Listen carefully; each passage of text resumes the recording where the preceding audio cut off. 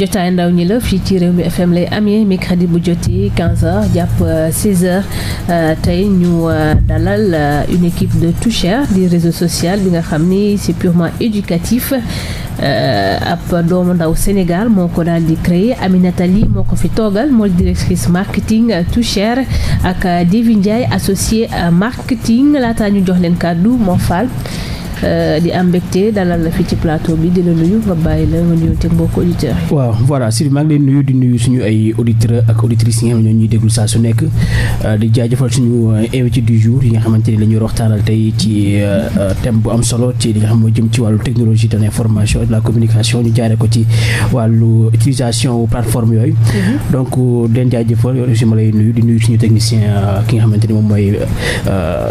sama waa ji Mendy. waaw njaago bu ñaawal bi moo faal nga ñëw rapidement ci rubrique actualité. waaw rubrique actualité bi nga xamante ni moo gën a fës jamono ji moom mooy li nga xamante ni moom moo ñeel wàllu coowal li jëm ci wàllu divorce yi nga xamante ni suba si ki nga xamante ni moom mooy directeur publication bu Rewmi FM def na ci benn jàngat bu am solo muy divorce yi nga xamante ni commencé naa bëri ci dëkk bi ba ñu xaymaru toll ci 1500 divorce li nga xamante ni moom mooy 2021. donc yu ci bëri nag ay contentieux la yoo xamante ni mooy am ci biir kër yi ba divorce yi bëri lu ci bëri mariage yi aussi ndaw ñi seen mariage yi day gaaw tas ay 1 an 2 ans de mariage mu tas. yenn yi nag ay problème mu li ñu koy waxee ay problème d'humeur moom mooy waral lu bëri bëri mariage yi di am jafe-jafe. ñu xayma ko nag ci 1500 donc cela veut dire chaque mois dina am lu toll ci 300 ba quelque li nga xamante ne moom mooy ay mariage yoo xam ne dina tas ci biir dëkk bi. benn bi nga xamante ne nag c'est juste apporter une rectification ci li nga xamante ne moom mooy benn fake news bu woon daw ci li ñuy wax ne couple Mabo dafa divorcé donc c'est pas une information avérée donc c'est juste benn clip bu ñu waajal bu ko jaarale ci li nga xamante ni moom mooy violence yi am ci biir kër yi moo tax ñu defee ko noonu pour xam degré wu réflexion yu sénégalais yi mu nekk une information boo xamante ni mi ngi ko circuler sur les réseaux sociaux yi woon. véhiculé également par les réseaux sociaux. je pense que dinañ ci ñëwaat sax ci boobu aspect donc merci beaucoup Mofal suñu thème tey mooy l'utilité des réseaux sociaux. Aminata Ly directrice marketing Toucher merci d'être là ma bàyyi la nga nuyonteeg mbokku auditeurs Rewmi FM. waaw merci Sylvie merci ci invitation bi di am mbégte bu rëy tey ñëw teewal fii waa Toucher muy plateforme bu bees bi nga xamante ne comme ni ngeen ko waxee sànq benn doomu sénégalais bu tudd Abdoulaye Meng donc moom moo ko créé jagleel ko Sénégal jagleel ko àdduna donc du ñàkk ci biir waxtaan bi léegi dinaa ci gën a dugg. donc di leen jaajëfal. merci madame Ly. Davy Ndiaye associé marketing est également présent sur ce plateau. Bonjour Davy, je vous laisse saluer les auditeurs et auditrices de Rewmi FM. Bonjour à tous. Oui, vous voulez que je me présente? Oui. Donc bonjour à tous, je fais partie du pôle marketing de Toucher, qui est un réseau social et une plateforme de e-learning. Un concept inédit en Afrique qu'on vous invite à suivre sur nos réseaux sociaux et à découvrir sur toucher.com. D'accord. Merci beaucoup. Donc nous allons commencer par le sujet. Comment est-ce que est venue l'idée naka idée Toucher ñëw ba ngeen taxawal ko? waa Toucher boo ko déggee déjà il faut ñu xaw a expliquer tuuti historique bi ak histoire bi nekk ci ginnaaw ndax Toucher boo ko déggee anglais la maanaam lu ñuy woowee partage maanaam loo xamante ne dañ koy bokk olof bi nag xóotul noonu xanaa ngeen xaw koo kii rek voilà donc Toucher dafa nekk réseau social éducatif maanaam tey boo déggee am na réseaux sociaux yu bari yoo xamante ne jóge na bitim réew yi jóge France yi jóge États-Unis Amérique ñu daal di koy jagleel àddina bu ko defee africain yi daal di koy adopté. Je pense que yi ñuy utiliser actuellement yëpp ça nous vient d'ailleurs. exactement donc doomu sénégalais boobule dafa toog moom it mu xalaat mu ne tey Afrique war nañu tamit moomal dara suñu bopp surtout réseau social bi donc réseau social bi am tamit doole bu rëy ci wàllum jeunes yi parce que tey képp koo gis am na Facebook képp koo gis am na Instagram képp koo gis am na Snapchat donc ñu daal di koy utiliser di waxtaan di foo di kaf di reetaan mais tamit ana développement Afrique ci loolu noonu yépp donc Toucher ci loolu noonu lañ ko créer ñu ne tey dañuy li tubaab bi naan joindre l'utile ak l'agréable moom la ñuy daal di jël maanaam jël réseau social jagleel ko ci service éducation maanaam wàllu jàng. loolu mooy histoire Too Share. ñu daal di koy jàngat nag daal di liggéey ak ay ingénieurs yu rëy yu nekk fii Sénégal yu nekk fii bitim réew daal di teg projet bi ba mu daal di concrétiser wu. donc muy tey www.tooshare.com. boo xamante ne am na au moins 4000 utilisateurs yoo xamante ne ñu ngi ci biir plateforme bi tey. ba pare Covid 19 bi gis nañ tey problème yu mu indi ci biir àddina bi mu njëkkee ñëw daanaka ñëpp jànnaxe. lan moo tax parce que il fallait que cours yi ñu daal di koy arrêté. ñi doon liggéey dañoo nekkoon télétravail. te ñun daanaka fii Sénégal wala bokk Afrique préparé wuñu woon bu baax maanaam dispositif bi ñuy mettre en place pour que xale yi mën a jàng à distance maanaam ci internet bi. donc bi ñu xalaatee loolu noonu yëpp ñu ne nag Too Share jot na ñu teg ko ci kaw table bi jagleel ko Sénégal ak àdduna. noonu la création wu Too Share demee. am na solo c'est une première au Sénégal en Afrique sax laay wax parce que c'est la première fois te boo xoolee ñun africains on utilise plus les réseaux sociaux fii ci Sénégal il y a 3,9 millions d'usagers des réseaux sociaux. 3,2 millions yëpp Facebook la ñuy utiliser donc lii bu amee c'est quelque chose loo xam ne dañ ko war a saluer. te képp kuy doomu ndaw sénégalais. war nga ci abonné war nga koy suivre rawatina nga doon ñan ñooy seen cible élèves yi étudiants yi parce que tey boo nee réseaux sociaux y a la connexion qui est derrière donc te boo nee connexion c'est un public bien ciblé. effectivement donc bu ñu neewee tey réseau social éducatif dafa am benn tranche d'âge bu muy commencer évidemment ndax bu ñu neewee réseau social éducatif e-learning bi mu ngi ci biir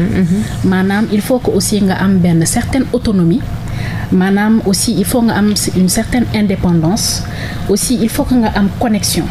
il faut nga am soit ordinateur wala tablette wala téléphone portable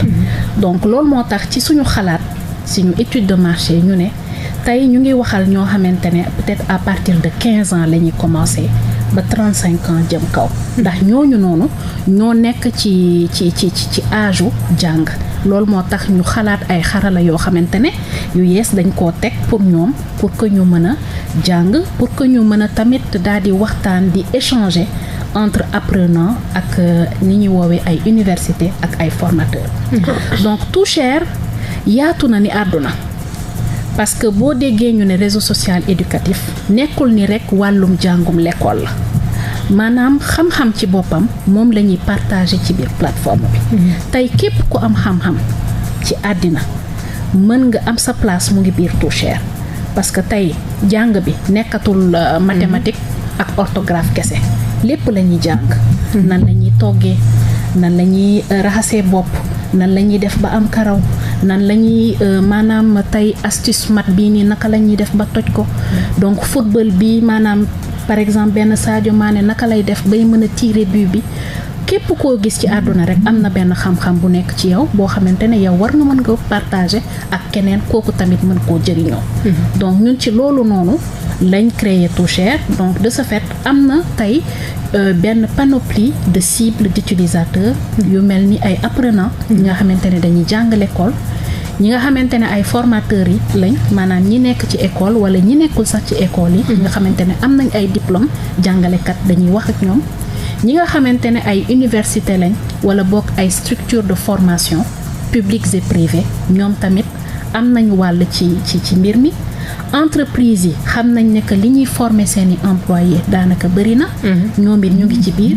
professionnels yi ak ñi ma doon wax sànq ñi ñuy woowee ay créateurs de contenu parce que man par exemple Aminata am na benn xam-xam boo xamante ne am naa ko ci quoi que ça puisse être war naa mën a dugg biir Too Share daal di créer xam-xam bi jagleel ko yeneen apprenant ba pare dafa am benn xarala benn fonctionnalité boo xamante ne dañ koo dugal ci biir muy monétisation parce que tey c'est possible ci Too Share nga am xam-xam nga ne xam-xam bi lii laa koy jaayee yow mii di ut xam-xam nga ne bokk 200 laa koy jaayee donc 200 boobu noonu man mii di ut xam-xam bi dama koy jënd pour mën a xam derrière man li may ut ci wàllu xam-xam pour mën koo sàkku donc noonu la demee yaatu na lool. mais cible yi jàppal ni bëri na. mooy ci li ma la expliqué. maanaam bu ma déggee ba professeur bi di dispenser cours yi. day fayee ko en retour. waaw tey nekkul professeur parce que ñi ñuy woowee tey créateur de contenu mooy képp koo xamante ne am nga xam-xam li ma doon wax sànq rek xam-xam. yaatu na bëri na te ci biir ñi mën a joxe xam-xam professeur da cee bokk waaye du moom kese parce que man war naa mën a am xam-xam maanaam tey. xam nañ ne sama mbokk séeréer yi bëgg nañ ceeb lool. am na ñoo xamante ne dañoo bëgg a togg ceebu jën xamuñu nuñ koy toggee. donc man ma war a mën a am xam-xam boobu maanaam ceeb bi nuñ koy toggee ba mu xonk ba mu weseñ ba mu nii ba mu naa ma daal di jël contenu boobu li ñuy woowee contenu ma daal di koy dugal ci sama page. léegi yow mi bëgg a jàng loolu yow war nga mën a dugg ci sama biir page danga may suivre abonné du gis naa ni que kii nga def nga sa profil. am nga compte ci biir Too Share donc xam nga un peu nu muy demee. donc yow boo ma suivre yow mën nga mën a jënd sama contenu. donc man ça veut dire quoi man créateur de contenu la léegi professeur bi ci boppam bi am xam-xam noonu la demee école bi. dafa am ay xarala ay fonctionnalités yu ñu mettre en place de sorte que école bi mën naa joxe ay téeméeri cours ci biir plateforme Too Share bi te kii di jàng mu ngi biir këram wala mu ngi feneen. donc écosystème la. donc c'est pas gratuit Too Share. pour l'instant c'est gratuit parce que dañoo def suñu lancement yàggul. donc lancement bi ñu ngi ko def il y a maintenant 2 ou 3 mois. donc de ce fait fi mu ne nii dañoo def plateforme bi mu gratuit création compte bi gratuit na contenu yi gratuit na. mais ci suñu quand même projection future maanaam fii ak diir dinañ dugal li nga xamante ne mooy monétisation bi. diggante créateur de contenu yi ak apprenant yi. ok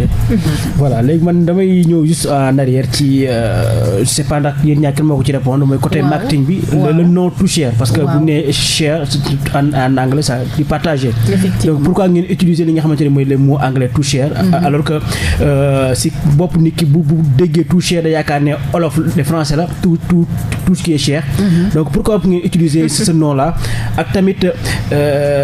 daa mel dañ ko ciblé rek ci wàllu formation ak li nga xamante ni moom mooy éducation alors que le Sénégalais quand il entend le mot éducation ak formation day exclure tous les autres kii fi nekk genre lu mel ne ñi def wàllu menuiserie ñi def leen ñi def couture ñi def leen ñoom bu ñu déggee ne formation ak éducation ñoom dañuy exclure seen bopp pourquoi ngi utiliser le mot Too Share pour ne pas utiliser un mot typiquement sénégalais wala boog dafa nekk loo xamante ne dañ ko bëgg a internationaliser loo xamante dëkk bi lépp bu ñu nee au niveau mondial ku dugg di nga mën a gis sa bopp pourquoi ce mot là c'est pas nag yéen ñaar kan moo utiliser le mot là c'est de la du marketing wala boog c'est quoi.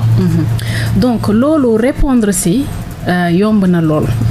ndax tey bi may commencer maa ngi waxum Facebook. tey ku jàngul sax boo ko déggee mu naan la gis naa ko Facebook. am nañ Twitter. am nañ LinkedIn te moo yooyu noonu yëpp nit ñi dañoo am facilité trop pour wax ko. teg si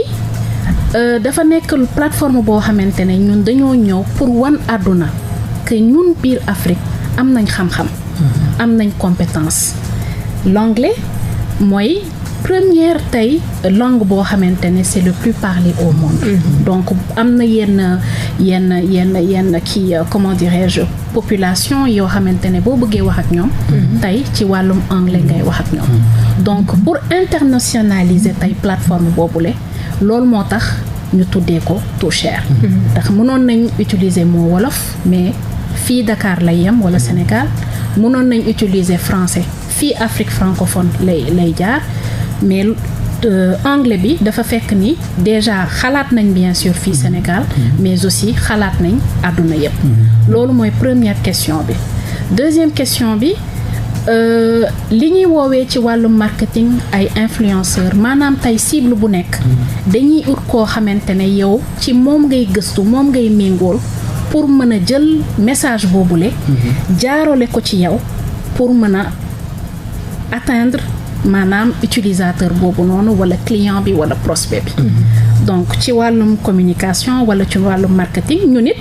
dañoo am suñuy astuce dañoo am suñuy moyen pour mën a contourner yenn disons barrage yi pour mën a egg ci utilisateur boobu. mais le fait d'utiliser Toucher alors que bu nekkee rajo kooku diggul mot bi donc du xam comment est-ce que ça s'écrit Toucher parce que bu dee man dama naan Toucher comment est-ce que la ñuy jaay tout ce qui est cher sama xel ñu njëkk a dégg bi quoi ndax loolu aussi bàyyi ngeen ci xel avant ngeen koy lancer pour cible yi nga xamante ne peut-être que ce sont des Français ak cible yi nga xamante ne dégguñu yenn langues yi bu ñu déggee le mot Toucher dañu yaakaar ne ce sont les bagages chers yi la ñuy jaay foofu tout ce qui est vente aux enchères wala c'est pertinent waaw loolu moo tax fi mu ne xëy na question bee jiitu rek mais dama doon xaar ñu xaw a xuusaat tuuti rek ci wàllum produit bi maanaam plateforme bi bu ko defee dama naroon wax Toucher donc nii lañ koy bindee toucher.com TWO.tuc parce que tey am na ñoo xamante ne jànguñu te pourtant ñu ngi créer ay podcast ci plateforme bi maanaam ay audio la yoo xamante ne dañuy jàngale ci biir yenn affaires yi ci wàllum communication wala ci wàllum marketing wala ci wàllum mathématique ndax am na waaw ndax technologie dafa nekk loo xamante ne dafa am doole dafa am puissance nit ki mën na bañ a jàng sax mais xam parce que ñi am téléphone yëpp tey jànguñu te pourtant dañuy dugg WhatsApp dañuy dugal ay audio dañuy xam nan la ñuy partager dañuy xool nu ñuy duggee Facebook donc loolu noonu yëpp lañ bëgg a jël rek tirer ko ci profit wu éducation maintenant nag xam nañ ne tey ñun xaw nañ am quand même retard lu bari ci wàllum éducation et su ma waxee éducation du wàllum jàng mais naka la ñuy utiliser lii wala lan moo tax lii ñu koy teg ak kan la ñuy waxal loolu noonu yëpp communication ak marketing may nañu ay yoon yoo xamante ne ñun dinañ xam naka la ñuy def ba daal di accéder ci yooyu site comme genre tey Toucher Tour boo xamante ne ñu ngi koy waaj a mettre en place donc Toucher Tour dafa nekk loo xamante ne dañuy dem ci ce qu'on appelle les door to door dañuy dem ci population yi maanaam tey ci suñu cible ay école yu nekk Fatick wala Kaolack wala Casamance wala fii Dakar ñu daal di dem wan leen utilité wu réseau social boobu la Peut-être une question pour chargé de marketing. Comment est-ce que vous allez faire maintenant pour pouvoir convaincre les Sénégalais à accéder à votre plateforme? Parce qu'il y a beaucoup de plateformes qui sont là. Il y a TikTok qui est souvent utilisé, mais je pense que pour le moment, il n'y a pas beaucoup de Sénégalais qui ne parviennent pas à faire de la monétisation comme YouTube. Donc, Toucher va tout ou tard aller vers la monétisation. Donc, comment est-ce que vous allez faire pour convaincre ces Sénégalais au lieu d'utiliser TikTok, au lieu d'utiliser YouTube, de venir chez Toucher et de pouvoir donc mettre en œuvre leur vidéo, tout ce qui est production et monétiser cela via Toucher? Alors en fait, ce qu'il faut savoir d'abord, ce qui est important aussi, c'est que Toucher, c'est une plateforme africaine. Donc du coup, en utilisant Toucher, on soutient aussi le fait que ce soit une initiative africaine qui a été pensée par un Africain pour les Africains. Le but, c'est que les Sénégalais puissent s'approprier cette plateforme-là. Comme vous avez dit, ils sont exclus des autres plateformes sur lesquelles ils ne peuvent pas monétiser comme les autres régions du monde, gagner autant d'argent qu'un YouTuber qui est aux États-Unis ou qui est en France. Et sur TikTok aussi, pareil, ils ne peuvent pas monétiser. Donc le but, c'est vraiment qu'ils puissent comprendre que cette plateforme-là, elle est faite pour eux. C'est toujours difficile de changer les usages des personnes quand ils ont certaines habitudes, de pouvoir leur faire utiliser de nouveaux systèmes, de nouveaux réseaux sociaux, etc. Mais c'est un peu ça, c'est-à-dire qu'il faut qu'ils s'approprient le réseau social et qu'ils puissent justement soutenir la marque en utilisant Toucher. C'est ça. Et je vais juste compléter aussi. C'est important aussi de savoir aujourd'hui que on peut avoir les mêmes cibles ou pas. Parce qu'il ne faut pas oublier qu'un réseau social est différent, pur et dur, est différent d'un réseau social éducatif. Encore une fois. Parce que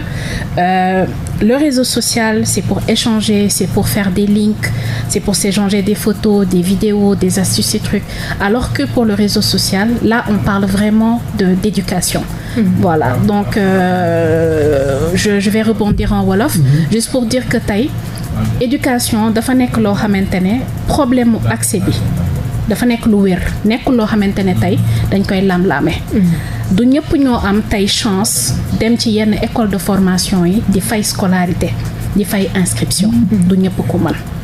du ñëpp aussi ñoo am chance daal di dem université parce que gis nañ ne tey problème yi ñu am problème de place ak yooyu noonu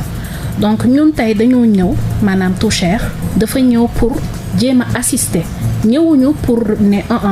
maanaam école classique bi dara baaxu fi dañ koy dindi. non non non non dañoo ñëw pour renforcer justement système bi. pour absorber tey manquement yi am. ci wàllum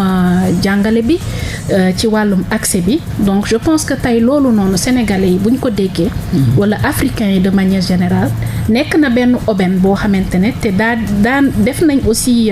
benn période test boo xamante ne dañoo quand même dem xool ci milieu éducatif bi daal di jël aussi seen li ñuy woowee seen input seen xalaat ci wàllum création plateforme bi. parce que li ñuy développé tey ci wàllum xarala wàllum fonctionnalité yépp xool ñoom naka la ñu gisee réseau social éducatif fu Afrique. donc ñun tëjuwuñu fenn ñu ne dañuy xalaat am jël leen non non dañoo xool maanaam besoin bi nekk ci biir Afrique ñu daal di nag créer plateforme bi noonu le donc je pense que loolu moo tax tey ñu ci ëpp boo leen toogee expliquer leen maanaam projet bi qui est devenu une concrétisation maanaam tey dañ ko accueillir à bras ouverts. parce que ñëpp a ko doon xaar. voilà. lan mooy seen particularité Toucher. particularité baa ngi nii réseau social éducatif parce que tey boo neewee réseau social éducatif dafa am ñaari fànn dafa am réseau social maanaam mën naa créer sama compte mën naa suivre ay nit mën nañ maa suivre mën naa ajouter samay photo mën naa bind ay nit ci sama fil d'actualité et cetera mais aussi beneen côté ci wàllu boobu noonu dafa am éducation maanaam li ñuy woowee LMS Learning Management System maanaam dafa nekk loo xamante ne dañ ko fee teg pour jàng tey formateur bi am na possibilité jàngale à travers boobu fànn apprenant bi am na possibilité wu jàng ci boobu fànn ba pare ci biir LMS bi dañ cee dugal ay fonctionnalités yoo xamante ne man mii nekk fii ma nekk Casamance kenn nekk fële New York wala keneen nekk fële Paris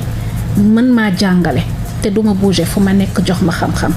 à travers des systèmes de visioconférence ak yeneen donc Toucher comme ni ma ko waxee sànq écosystème la donc différence bi ak innovation bi foofu la ne jël réseau social def ko au profit de l'éducation parce que gis nañ ne que LMS maanaam digital learning dafa yàgg exister du ñu ñëw ne ñun ñoo ko fi njëkk a créer mais li ñu waxul ak li ñu xam mooy taux de décrochage bi ci biir dafa bëri lan moo tax parce que xale yi tey dañu am habitude nekk ci réseaux sociaux yi donc bu ñu duggee ci cadre boo xamante ne c'est purement éducatif maanaam kii jàngal na bu ñu toogee tuuti rek duñu dem au bout de la formation bu ñu demee tuuti dañuy génn parce que lu tax amul lu leen fa téye de ce fait ñun loolu moo tax ñu joindre réseau social bi ak LMS bi daal di koy joindre mu nekk Toucher innovation bi foofu la nekk mais est-ce que aussi bàyyi ngeen xool aussi Sénégal yi dañuy utiliser les réseaux sociaux parce que bu ñu nee réseaux sociaux Sénégal fii dañuy xaar Facebook ak yeneen mais am na yenn yoo xamante ne peut-être que yenn Sénégalais ñu ngi utiliser lu ci mel ni LinkedIn lu ci mel ni Twitter. donc est-ce que yéen boo ñëwee ne da ngeen di def li nga xamante ne moom mooy comme réseaux sociaux yooyu mais boole ko li nga xam ne moom mooy éducation. est-ce que yéen bàyyi xel ñenn ñi nga xamante ne peut-être que tàmmuñu yenn façon réseaux sociaux yu ci mel ne comme LinkedIn lu ci mel ne comme Twitter fonctionnalité ni muy demee. foofu Sénégalais bay taayal nañ loolu li ñu gën a bëgg daal moom mooy loo xamante ni dafa bëri aspect ludique dafa bëri faux affaire yooyu est-ce que bàyyi ngeen xel ne loolu boo leen ko doon kii est-ce que mënoon a commencer foofu si loo xamante ni peut-être que man mi nga xamante ni man ak Sylvie ñu am suñu ay contenu yoo xamante ni c'est dans le domaine informatif wala li nga xamante ni mooy wàllu communication ñun suñuy mbiru bopp bu ñu koy def foofu dañ koy def d'une façon boo xamante ni ki nga xamante ni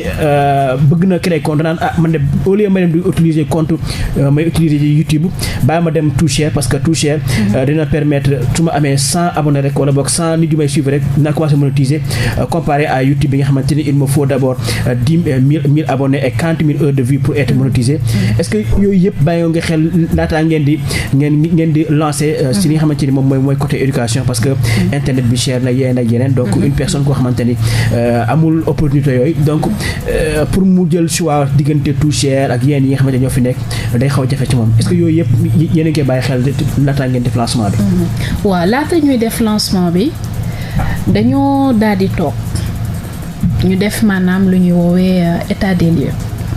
daal di xool réseaux sociaux yi nga xamante ne ñoo fi nekk yëpp parce que xam nañ ne réseau social bu ne am na plus de 10 fonctionnalités maanaam xarala yu bari lay am ci biir. mais dafay fekk ni ci wàllum utilisation musoo gis ñu ne nit am nga benn réseau social booy utiliser te yow fonctionnalité yëpp ngay utiliser lu ci ëpp benn fonctionnalité moo la ci intéressé wala ñaar. bi ñu defee boobu diagnostic ñu ne ok kon réseau social bii mooy forum bii la nit ñi di utiliser lii lañ bëgg. YouTube pareil bii ak bii ak bii. donc kii lay waxal beneen ak beneen léegi nag loolu noonu yëpp maanaam tey fonctionnalité phare yi nga xamante ni nit ñi moom la ñuy gën a utiliser ñun moom lañ jël regrouper ko def ko mu nekk Toucher donc en amont maanaam avant création Toucher ci boppam tey dañoo sottante xalaat ak ñi nga xamante ne ñoom ñooy techniciens yi gën a mag fii ci àddina ñu daal di ñuy xelal ñu bàyyi xel aussi maanaam besoin wu Afrique tey lan la soxla ñu daal di jël besoin wu utilisateur ak manquement yi nga xamante ne créateur de contenu yi am nañ ko ci biir Afrique versus Europe wala États-Unis ñu daal di jël loolu noonu yëpp daal di koy dekk mu nekk Toucher loolu moo tax tey amul ñu benn dissociation boo xamante ne dañ koy def diggante créateur de contenu bu nekk fii Afrique wala bu nekk Europe wala bu nekk États-Unis or que suñuy créateur de contenu pourtant ñoom ñoo ngi koy subir parce que comme ni nga ko waxee léegi lii ak lii il faut que nga def lii ak lii pour mën a monétiser alors que sur Toucher ce n'est pas pareil mën nga monétiser à partir de temps donc loolu noonu yëpp ay explication ak éducation boo xamante ne dañuy dem ci nga xamante ne ñoo ko yellool maanaam suñuy cible ñu daal di leen koy expliquer ñu nangu ko te comme ni ma ko waxee tey defaguñu sax communication bu mag ci période test lañ ne et pourtant 4000 utilisateurs ñu ngi tey ci biir plateforme bi et c'est pas négligeable du tout. mais aussi benn moom mooy côté technique bi parce que man je suis trop technique moom moo tax. ci li nga xamante ne moom mooy utilisation boobu plateforme ñu wax Toucher. man souci bi moom mooy peut-être mën nañu wax da ngeen jël faayu ñeneen ñi nga xam ne ñoo fi nekk. ngeen jël non pas faille point fort. donc point fort ñeneen ngeen jël boole lépp daal koy def benn. mais ki nga xamante ne peut-être que moom même fekkee mi ngi def li nga xamante ne moom mooy continue comme ça man ngaay laa nekk damay defar daal. am koo xamante ne peut-être xamul nu ñuy defaree waraw 5 kii wala feu 5 bu wala mu jàngale ko noppi. mais kooku bu koy jàngale aussi dina soxlaw li nga xamante ne moom mooy lu koy ñëwal. au-delà ci li nga xamante ne moom lay am comme monétisation mais au moins muy am en interaction ak ay personnes yoo xamante ne ñu ngi à l'étranger mu mën di jaay ay commandes yooyu est-ce que yooyu yëpp yéen a ngi koy bàyyi xel. wala yooyu dafa nekk ay genre rajo yoo xamante ne dañ koy def au fil du temps yi nga xamante ne plateforme bi mi ngi exister. il faut savoir que Toucher plateforme la. maanaam dafa nekk loo xamante ne dañ koo créer pour nit ñi pour créateur de contenu yi formateurs yi maanaam tey système éducatif yi ak utilisateurs yi pas seulement les formateurs waxoon naa ko sànq dafa am ñu ñuy woowee ay créateurs de contenu ñi am xam-xam ñoom ñu ngi ci biir Toucher dafa am ñu ñuy woowee formateur ñi nga xamante ne peut-être mën nañ nekk ci école yi wala boog ñu am ay diplôme de formation am nañ xam-xam mën nañ nekk ci biir Toucher apprenant yi maanaam ñii di jëli xam-xam bi ñu ngi ci biir Toucher université yi ñu ngi ci biir Toucher et cetera ak professionnels yeeg entreprise yi parce que sur Toucher boo créer sa compte dangay am profil comme yeneen réseaux sociaux yi léegi ci biir création profil boobule yow mën nga ne que dangay am lu ñuy woowee page pro par exemple professionnel nga wala page école parce que institut la léegi ci biir loolu noonu dafa am ñaari fànn yuy ñëw da ngay am visibilité parce que tey li ñu bëgg mooy à terme ci biir Toucher mu am ay millions et des millions d'utilisateurs ay apprenants maanaam écosystème yi bi ma cité léegi nii ñoom ñu nekk ci biir donc koo gis ci biir cible yi rek utilisateurs yi tey am na loo xamante ne dañ la ko jagleel ci biir et utilisation bi c'est tellement ludique c'est tellement simple que tey soxlawul formation pour xam naka la ñuy utiliser Toucher parce que boo duggee rek lépp dafa ne fang et puis c'est tellement bien fait doo réer maintenant créateur de contenu boobu noonu comme ni ma ko waxee sànq parce que boo déggee réseau social c'est parce que bu ma créé sama compte man am na ñeneen ñoo xamante ne dinañ gis sama profil man Aminata cordonnier la maa ngi ngaay fii laa dëkk et cetera maa ngi abonné depuis avril 2022 par exemple donc man mi gis sa profil sa mën naa nekk sa abonné su ma nekkee sa abonné tamit man damay suivre say publication loolu mooy sama page profil maintenant su ma bëggee professionnaliser man sama business mën naa par exemple mën naa ko tuddee réew mi cordonnier damay créer sama page pro tuddee ko réew mi cordonnier su ma ko tuddee léegi dafa am yeneen abonné yoo xamante ne dañuy dugg di la suivre léegi loolu moo indi monétisation bi moo tax sànq ma ne affaire bi écosystème la parce que foo ko nattu rek weesu na ko ba pare dafa ubbeeku ci àdduna boo neewee digital ne plateforme ne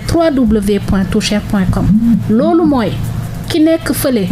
Ouganda war na mën a taper plateforme bi mën cee dugg am na ay contenu français am na anglais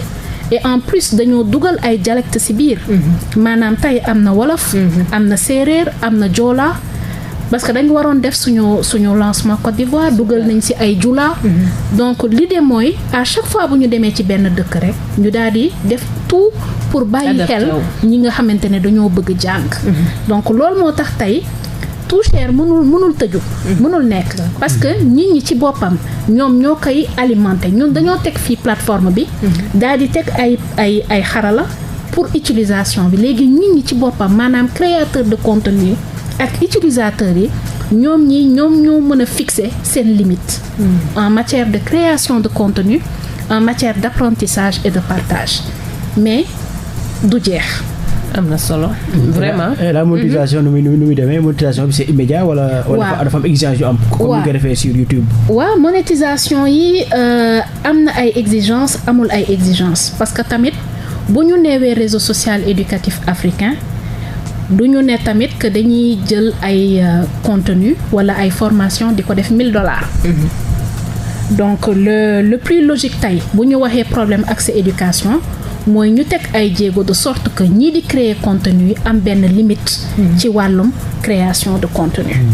voilà donc ñu ngi ciy liggéey actuellement suñu équipe technique bu xarañ lool ñu ngi koy développer donc normalement d'ici quelques mois 2 ou 3 mois dina nekk loo xamante ne ça va être disponible ak application mobile bi parce que jusqu'à présent application mobile bi génnagul mais ñu ngi ciy liggéey d'accord man li ma bëggoon xam comme on parle d'apprentissage ak formation par exemple tey bu ma jugoon ne damay def formation tel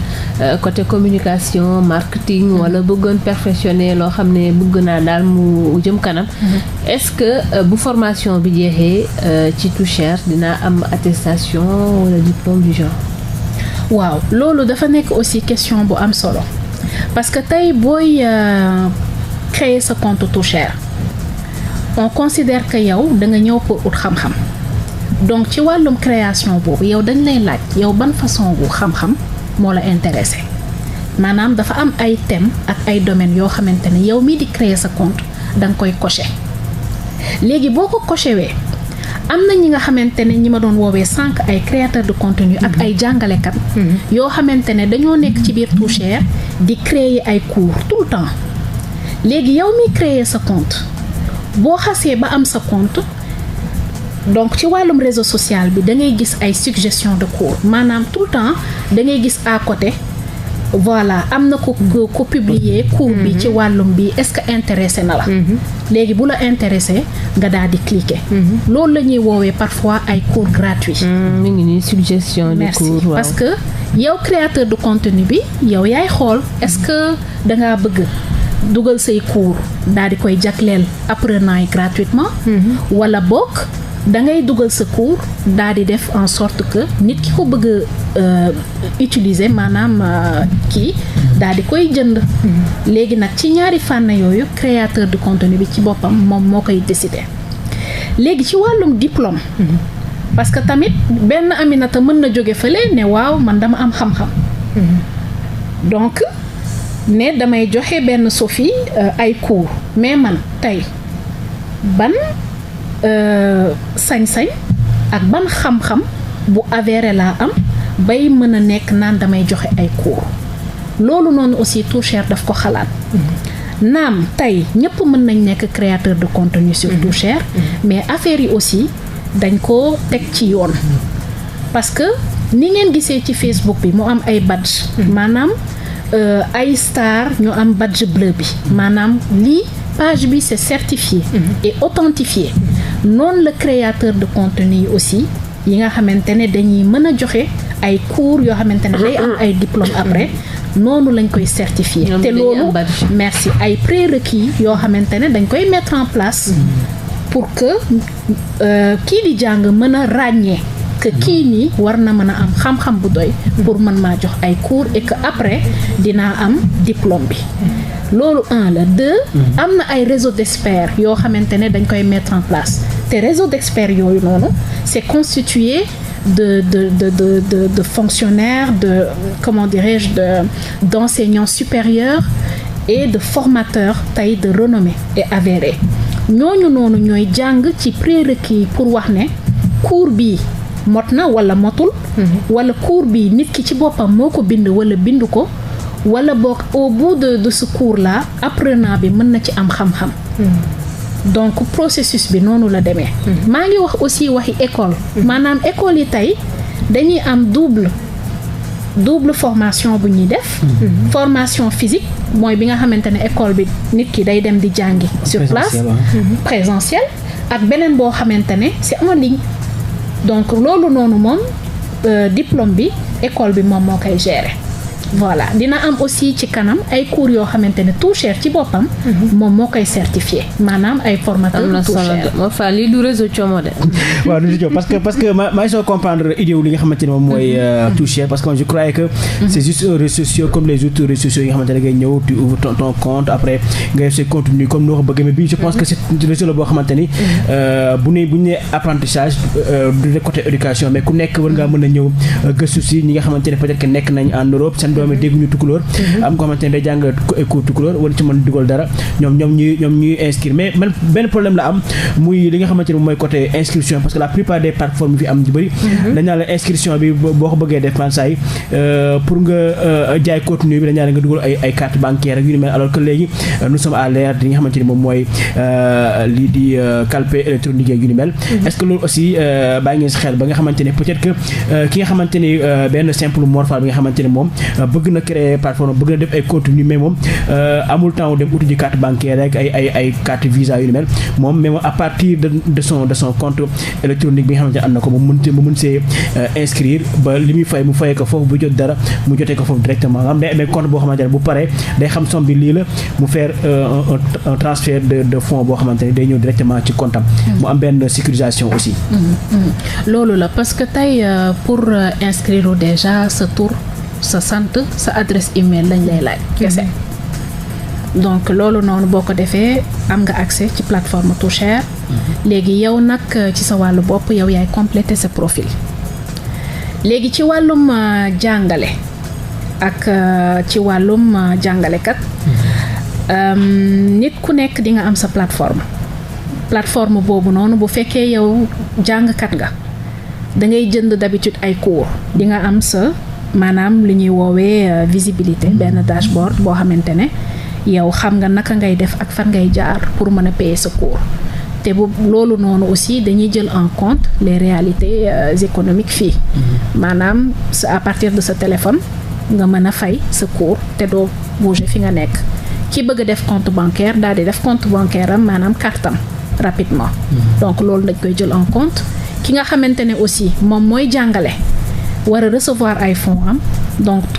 tout est pensé ba nga xamante ne sa koom-koom sa xaalis di nga ko mën a recevoir aussi en un temps 3 mouvements donc loolu noonu yëpp ça va être pris en compte ci monétisation bi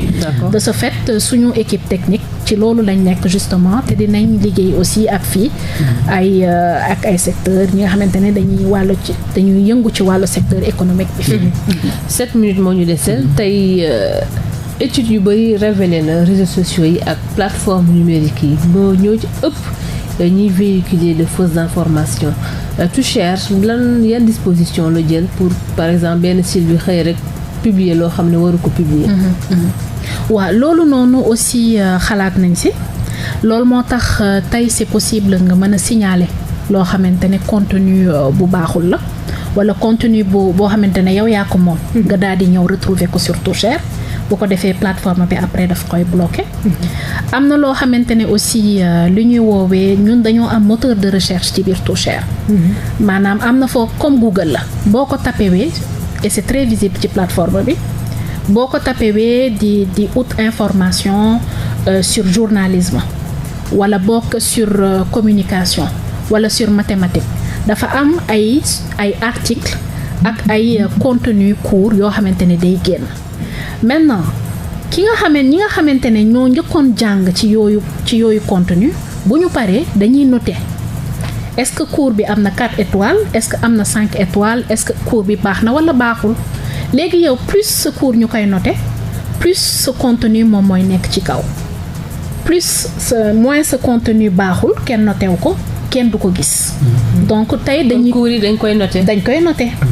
noter donc loolu moo tax tey dañuy def un peu la part des choses entre le contenu d'excellence et le contenu qui ne l'est pas du tout.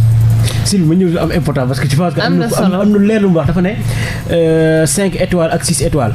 mu mel ne man mu dëgër fu mu mel ne Mor ñëw créer sama compte ñëw ne léegi ma à chaque fois damay jël li nga xamante ni mooy revue de presse doo ko ci biir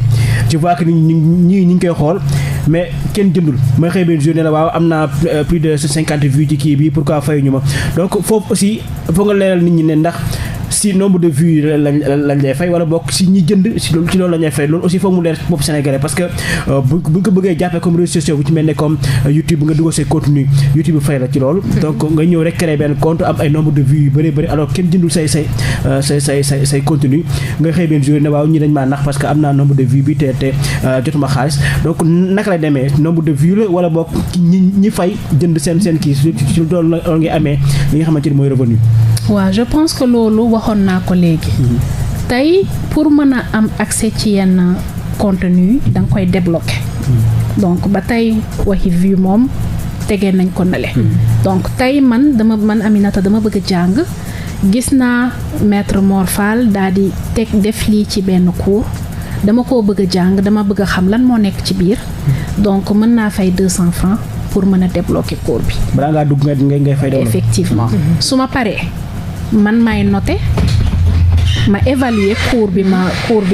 bi ma recevoir est-ce que baax na wala baaxul comme ça dinaa jox visibilité yeneen apprenant yi daal di ñëw et puis plus créateur de contenu bi di am ay notation ak yooyu noonu plus da ngay gën a nekk ci kaw plus nga am ay partenaires plus entreprise yi par exemple bu ñu soxlawee ay formateurs ñu lay gis plus apprenant bi di actif entreprise bi mën la woo pour nga ñëw def sa premier stage link la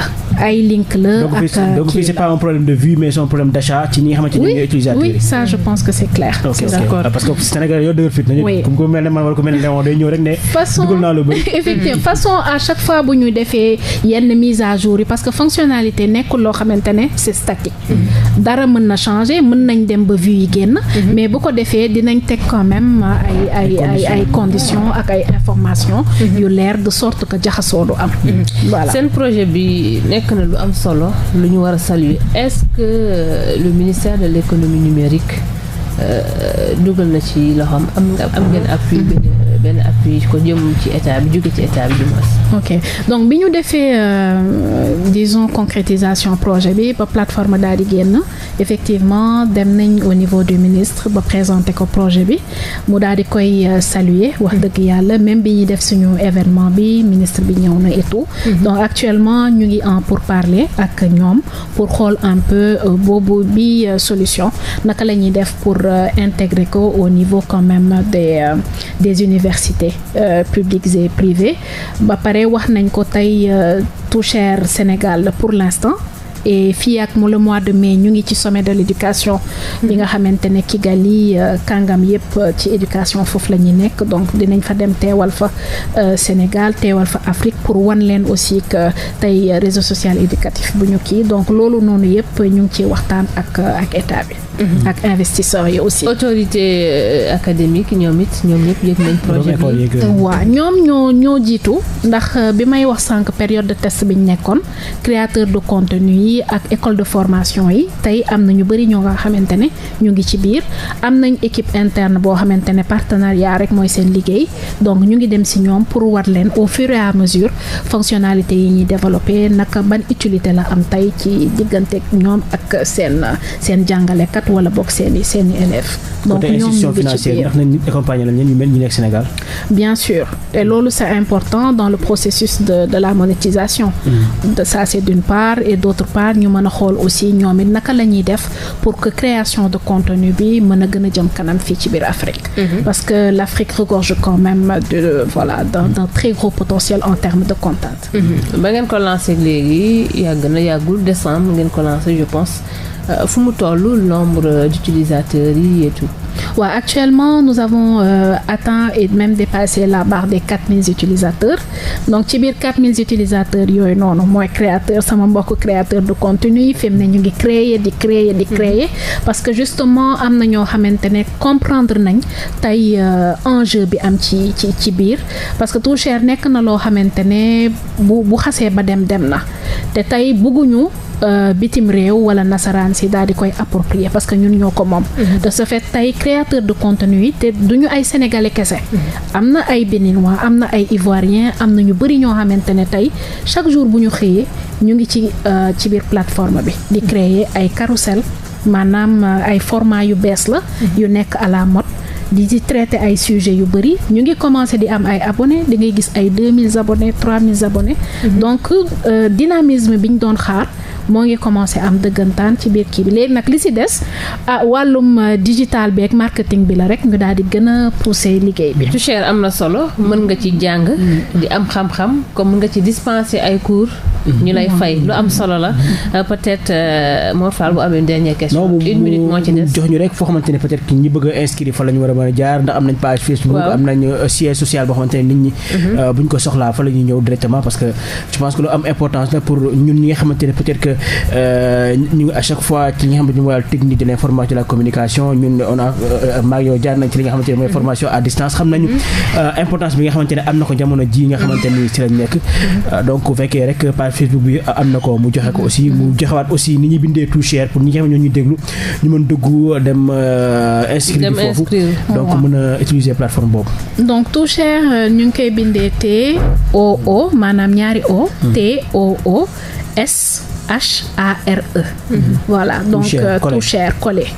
Qui signifie en français partager, le partage, c'est ça. Donc toucher.com bu ngeen ko tapé rek di ngeen accéder rapidement ci biir plateforme bi ñu laaj leen seen tur ak seen sant seen adresse email ak seen mot de passe jeex na bu ngeen ko defee ngeen inscrire dugal seen photo commencer di am ay abonnés di follow et tout ça. Voilà, donc suñu réseaux sociaux yi tamit ñu ngi fu ne ñu ngi Facebook ñu ngi Instagram ñu ngi LinkedIn donc ku nekk mën nga xool fu la arranger rek nga dem fa saa boo tapee barre de recherche bi Toucher rek di nga gis suñu page. Voilà. siège social bi fa la nekkee. siège social bu ngi fii plateau. En ville donc Jules Ferry 32 rue Jules Ferry foofu lañ nekk. D'accord merci ñu bàyyi la nga tàggatoo rek. waa xanaa di leen jaajëfal vraiment waxtaan bi am na solo lool. di leen remercier ci opportunité bi donc di inviter rek ñëpp ñu ñuy déglu auditeurs yëpp ñu daal di dem découvrir plateforme bi surtout aussi ñu xam ne plateforme africaine la seen plateforme la suñu plateforme la et que ñu ngi ñëw ci kanam ak yeneen fonctionnalité ak yeneen communication ak yeneen tour yoo xamante ne juste pour mën a gën a fësal liggéey bi ak wax leen utilité bi am ci ginnaaw loolu di leen remercier bu baax. merci Mor tàggatoo. waaw voilà di leen encourager di leen di wax ne liggéey bu am solo la xanaa di leen xaar rek ci salon start bi nga xamante ne la ñuy def à chaque fois chaque année avec le président du mouvement des entreprises monsieur Mbagnick Diop peut-être que lañ leen xaar foofu ngeen mën a gën a jëmmal bi les plateformes pour ñëpp xam ko au niveau mondial. donc di nuyu aussi sa compagnon du jour donc aussi David Ndiaye aussi donc di ko encourager aussi si liggéey bi. donc jaajëfal ñëpp ak ñoom. merci Mor Fall merci David Ndiaye associé marketing merci Aminata Ly directrice marketing Toucher di gërëm Léon mu féete woon na ci partie technique bi donc Mor Fall gis nañ ko Sénégalais yi toogatuñu rek di consommer ñi ngi jéem waaw ñi ngi jéem donc di wax ñëpp rek ñu dem abonné wu créer compte Toucher ndax am na solo waaw di nga ci jëlee xam-xam bu dee aussi am nga xam-xam mën nga dispenser ba ñu fay la ci voilà di leen gërëm baax di gërëm mboolee mbokk déglukat bi ñu doon bàyyi xel mbokk yi ñu leen dig daje mercredi bi di ñëw même heure même fréquence beneen thème ak yeneen invité